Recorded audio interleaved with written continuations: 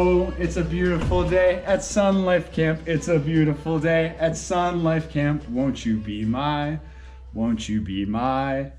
camper?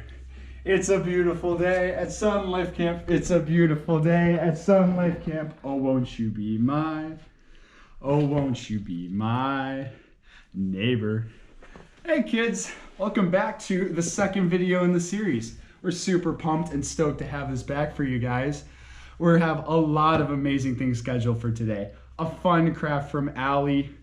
I saw a training montage being filmed outside or something. I don't know. And then we also have an amazing message from Seth coming up pretty soon here. Hope you guys enjoy. Welcome to our quest from home. So this week we're going to be doing something super exciting. We're going to be making clay heart things that we can decorate.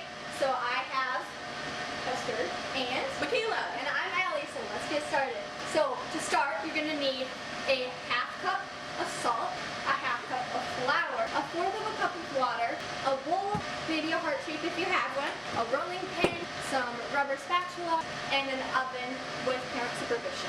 And also a pan with parchment paper. So we're going to start off by mixing all of the dry ingredients first. So, put it all in. Water. Put it in nice like that. And you mix it up. So as it's mixing, you want it to be a nice dough consistency, so it might take a little bit of time to spin and mix it all up. And as you're doing that, you can make sure that your oven is preheated to 200 degrees Fahrenheit. But also, campers, make sure you ask your parents about this. Have them help you out. And you're going to have to start kneading it, so that means you squish it all together. You might need a little bit more water. Yeah. Thank you. That's why I had these lovely assistants with me. Little squishy, so if you like slimy things, this is great. So once we have it like that, do you want to roll it out for us? Yeah. Rolling pin is really helpful, or something flat that you can roll it out with. Perfect. And if you have a lot of people in your family and you want to make more, you can always double the recipe. Or if you have just a few people in your family, you can half the recipe as well. So now you can get a heart-shaped thing. We have a cookie cutter like this. You're gonna just press it down and kind of just peel around it. And boom, you have a heart perfectly like that. You can make as many as you want, so Esther, you want to start getting them out. And if you aren't allowed to use the oven, if your parents said you can't, you also have another option. You can get a plate, preferably a dry one. You can put it on there and bring it to a sunny spot and let it just air dry for about a day. Once it is ready though, you'll put it in the oven depending on the thickness and you'll let it cook. So we need oven mitts.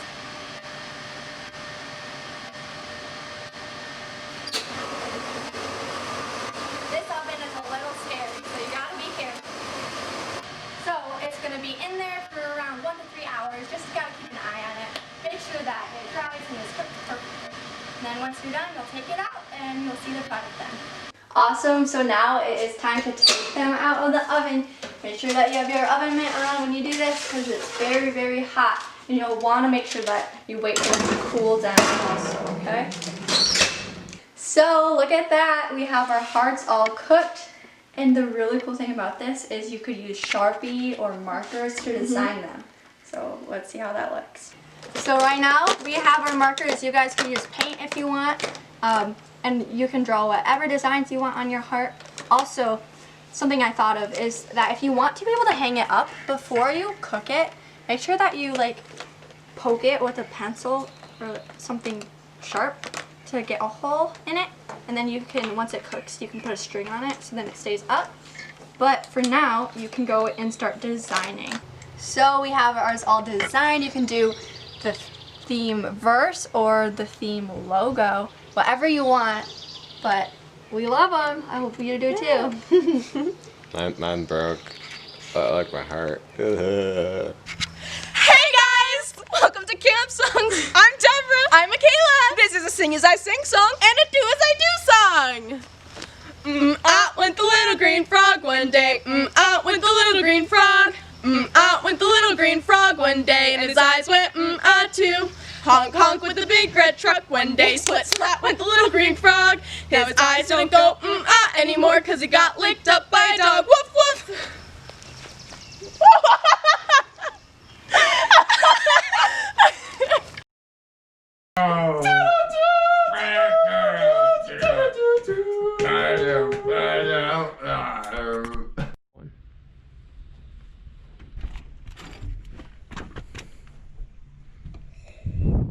Alright, let's get cracking.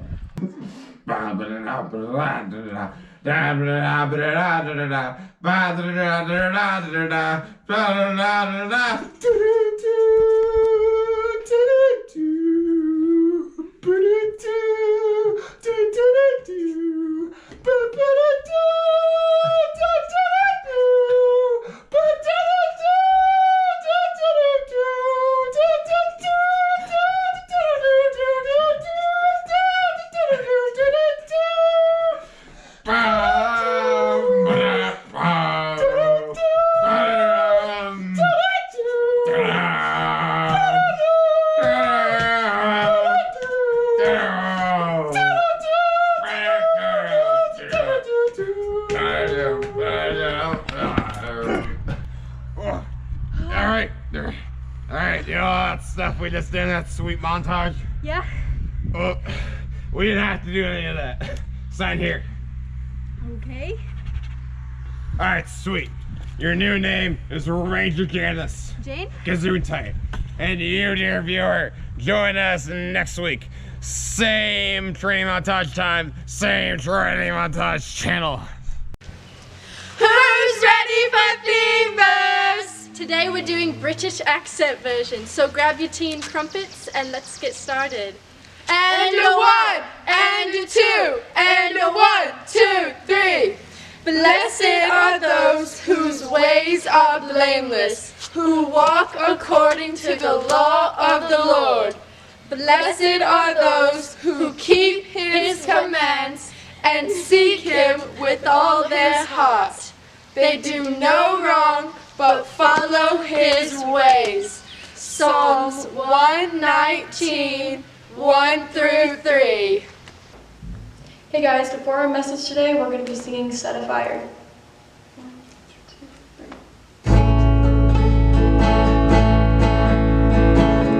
No place I'd rather be.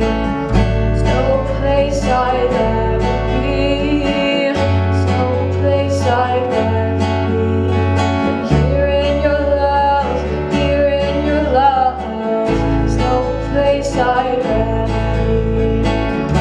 No place I'd rather be.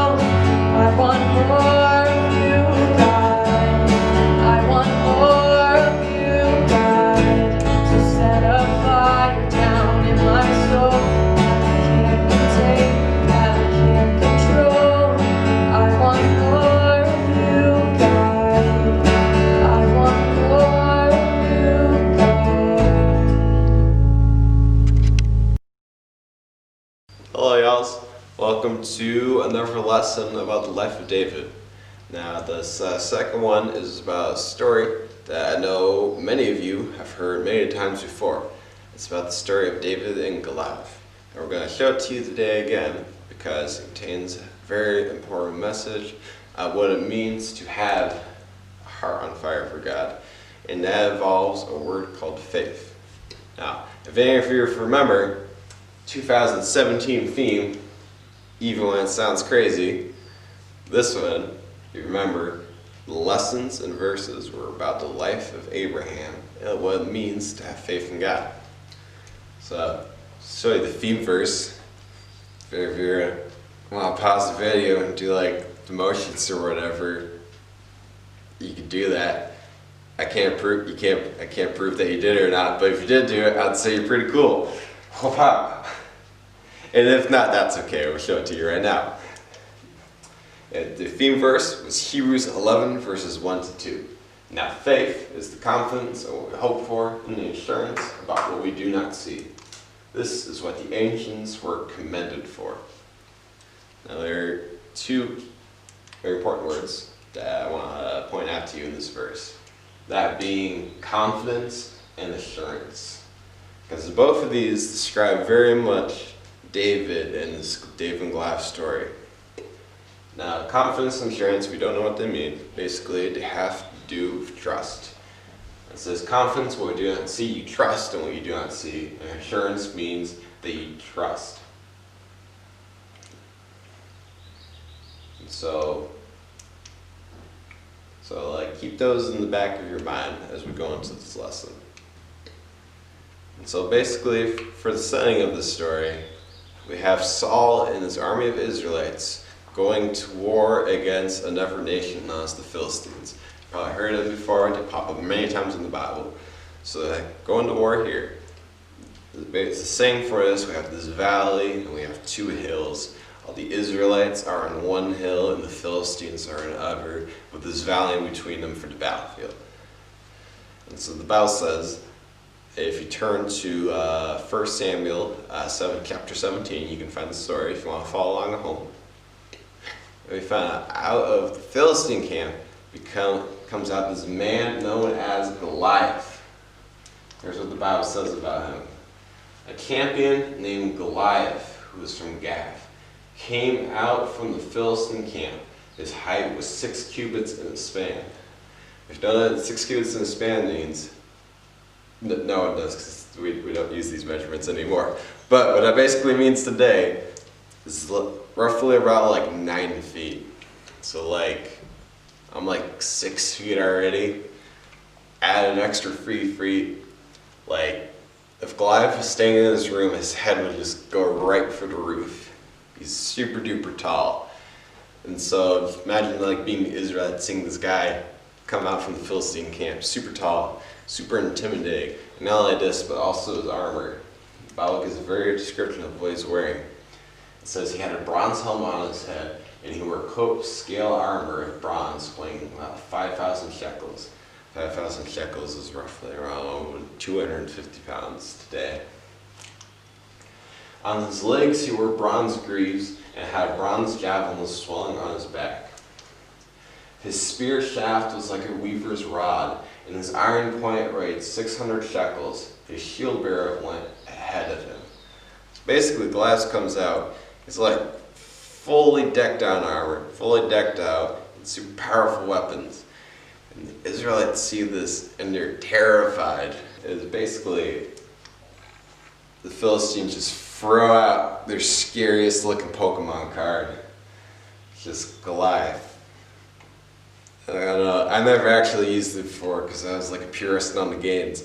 But if you know Pokemon cards, you know, like playing on like the school area where a kid froze it out like a shiny Charizard or whatever, and I was like, whoa! So that kind of thing.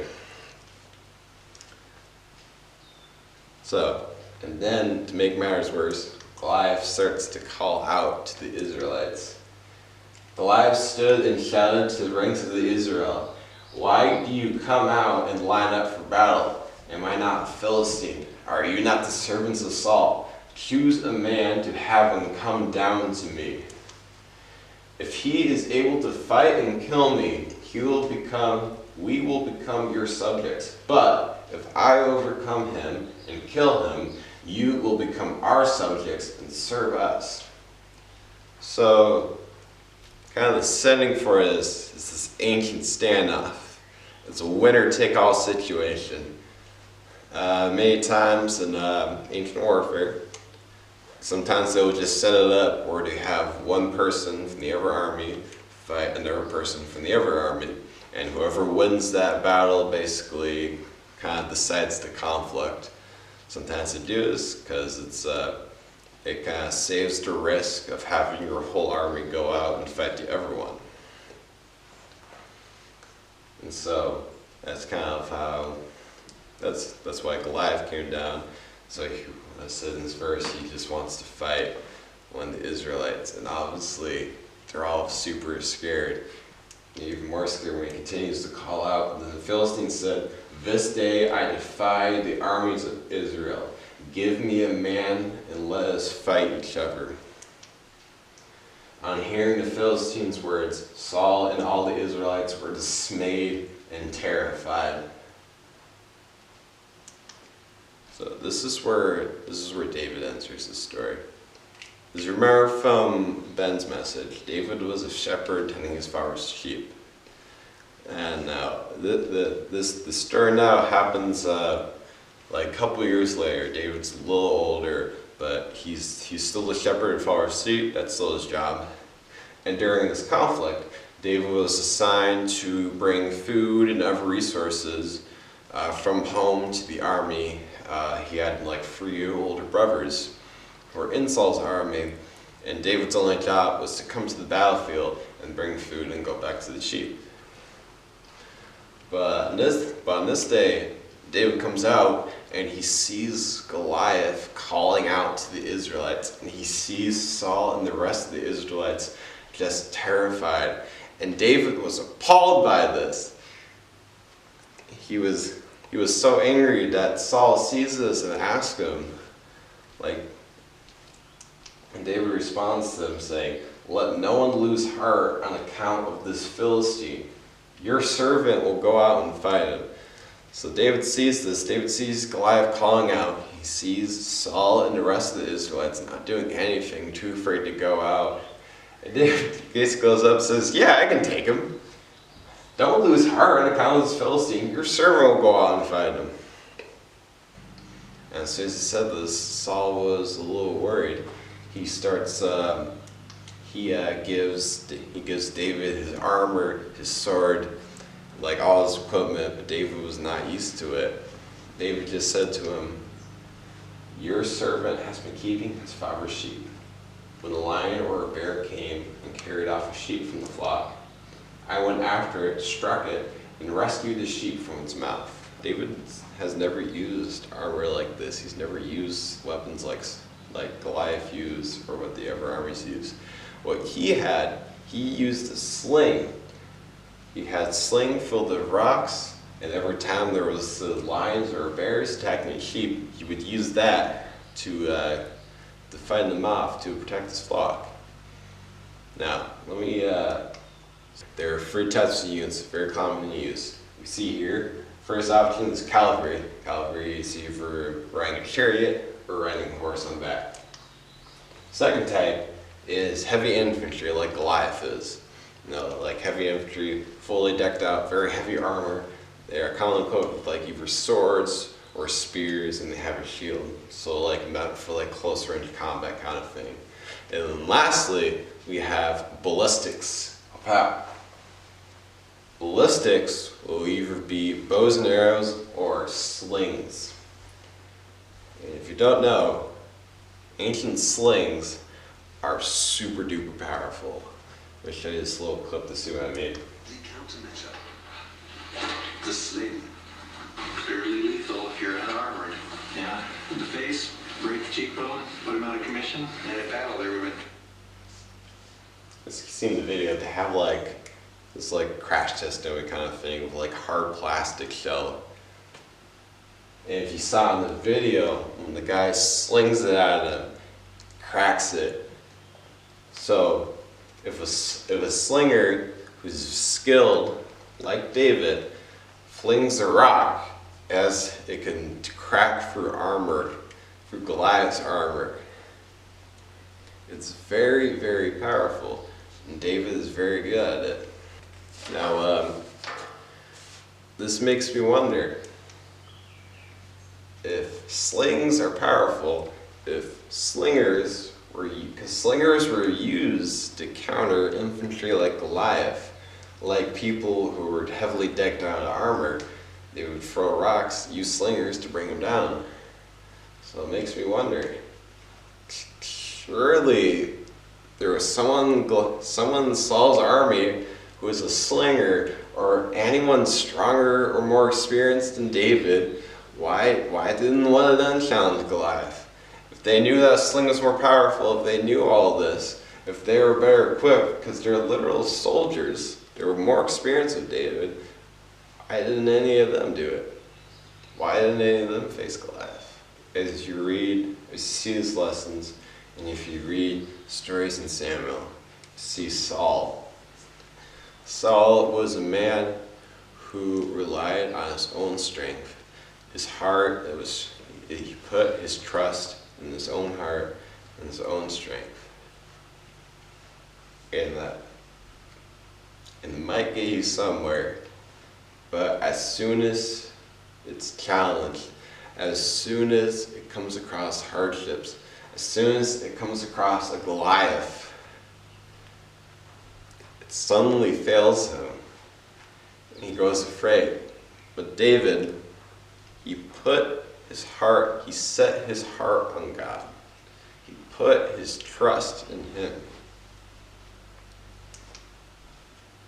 Now, faith is the confidence in what we hope for and the assurance of what we do not see.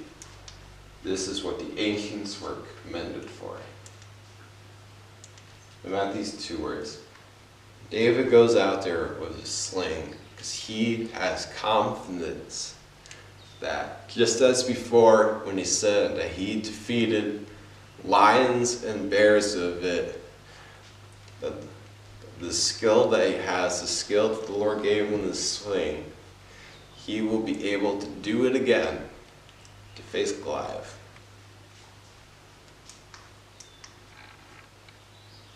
So David goes out. He goes out there with nothing but his sling, some rocks, and his shepherd's staff. And Goliath sees this, and he says probably one of the most famous one-liners in human history. He said to David, "Am I a dog? You come at me with sticks?" Goliath looks at David, probably thinks it's a joke. He comes out wearing no armor. He turned on the armor that Saul gave him because he knew he didn't know how to use it. David knew that Saul's armor, that Saul's sword, he didn't know how to use it. He knew that God had gifted him and equipped him with a sling, and he put his trust in that, and he goes to the battlefield with that. So he goes out there with no armor on, just the shepherd's staff and the sling. And Saul thinks it's a joke, and he says this to David, and David responds with, "You come against me with sword and spear and javelin, but I come against you in the name of the Lord Almighty, the God of the armies of Israel, whom you have defied. This day the Lord will deliver you into my hands. All those gathered here will know that it is not by the sword, not by the spear that the Lord saves. For the battle is the Lord's, and he will give you all into our hands." Many times when we read about David and Goliath's story, or someone makes a reference to David and Goliath, most often portray it as this big underdog story. Now we see David, he's like going against these huge odds. He's got nothing but like a stick, some slings, and some rocks. He's going against Goliath, who's like way more powerful than him. He's walking into this battle with this blind faith that maybe, just maybe, if I sling this rock hard enough, I can take him down.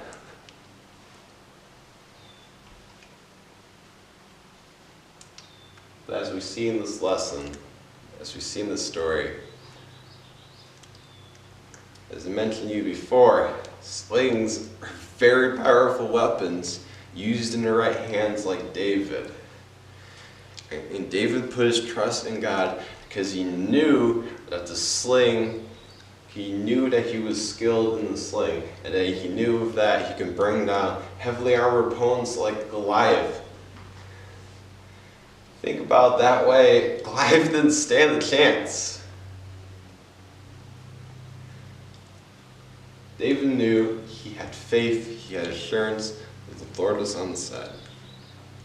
That he had already equipped him for the situation before he even walked in. So as we see in this conflict, and many of you know how the story ends. Goliath starts to charge, he starts to go at David. David reaches into his pouch, picks up the rock, puts the rock in the sling, he goes, and the rock flies, hits Goliath right on the head, and he falls to the ground. The rest of the Philistines see this, and were dismayed or afraid, and they run away. David had a heart set on fire because he put his trust in God. He trusted God had given him skills and abilities ahead of time for this fight. In appearances, Goliath seemed like a hopeless situation, and it seemed like that to the rest of the Israelites. But David knew that with the Lord equipping him, he had nothing to be afraid of. And I really think that the story of faith of David really rings true. Our current situation here with COVID and everything, I was heartbroken when I found out that we had to cancel camp this year. Like, I heard the news. At first I wasn't. I said, yeah, kind of expected that would happen. But as soon as it began to sink in, as soon as I remembered everything great about camp, it was terrible. It's like, how could this happen? I know. But we all trusted God here. Put our faith in Him. As we can see right now in these videos, that God has blessed us with such a great staff this year to film these videos, to still give you something of camp. He blessed us, He blessed you, He has equipped it up for this. Yes, He put His trust in Him. He has equipped us to handle this situation. And I know for my life, I have to go to college in the fall. Let me tell you, dudes, I'm super excited, but like, I don't know what's gonna happen. I have a pretty good idea, but I don't know. And that's alright. I don't have to know, because I trust God. I trust that God has already equipped me for that. I know He has given me skills, abilities. I know He's given me passions and strengths to handle this next chapter of my life. I put that trust because I know He has been with me before, and I know He will do it again. We want to talk about skills, we want to talk about strengths and passions like David and the sling.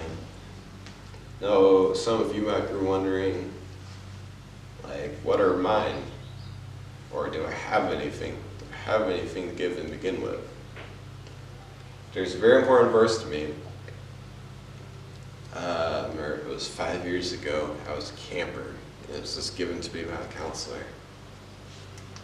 For we are God's handiwork, created in Christ Jesus to do good works, which God prepared in advance for us to do. The big word here is advanced. He has already prepared this. All these good works for us to do in this next chapter of life before we even know about it. It's our big thing. We are His handiwork. He's made us. He's given us skills, He's given us gifts, He's given us strengths and abilities. We are His creation, and He has chosen us, He has equipped us to go into a chapter in life. He Himself has prepared in advance to go in and glorify Him in all things. So we can have faith that wherever He calls us, we can follow in confidence. Let's close in prayer. Dear God, thank you so much for this opportunity we have to do these lessons, to film all these videos. Lord, it is a confusing time and we don't always know the answers, but we can continue to have faith and trust that you will lead us, you will guide us, and you will equip us, that wherever you're leading, that we can follow in faith. It's in your holy name we pray. Amen. Alright, and that's the end of it. Thank you all. I'll see the rest of the video. It's pretty cool. Hope to see you next week. Bye. Whoa, we're just playing a really long game mobile. Hope y'all like the video I have this week. Feel free, if you feel so, to donate to Sun Life Camp Retreat Center website. Wow. And guys, if you want to send us pictures or videos of you guys doing your heart art craft, that would be amazing. We would love to see what kind of things you did with those. And that would be awesome. Make sure to send us videos of you guys doing the theme verse and follow us on Spotify for all your favorite camp songs. Bye!